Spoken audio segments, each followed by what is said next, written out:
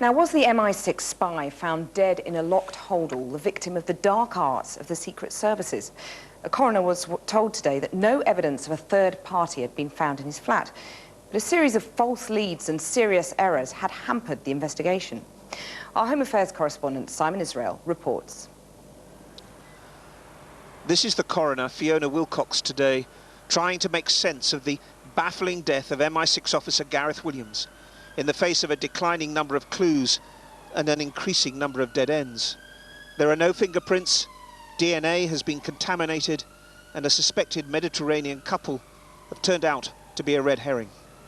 It was in his rented central London flat back in August 2010 that Mr. Williams, elevated from GCHQ to MI6, was found dead, naked, in a locked bag. Today's pre-inquest hearing was told of the lack of an evidence trail in the apartment.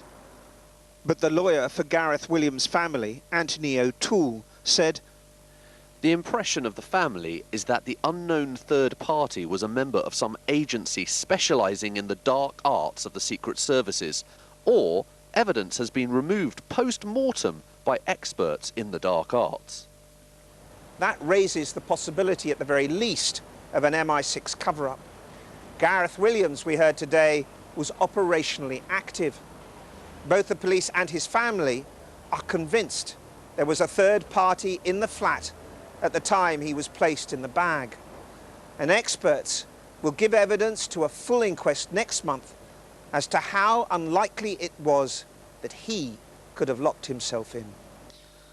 What was crucial in supporting the family's belief for the past 18 months was unidentified DNA found on the spy's hand. But today the coroner learned it was the result of contamination by a Metropolitan Police scientist at the scene. But that information lay undiscovered until last month because of a typographical error by the private forensic company LGC. The error meant the profile wasn't ruled out when trying to match it to those working on the case.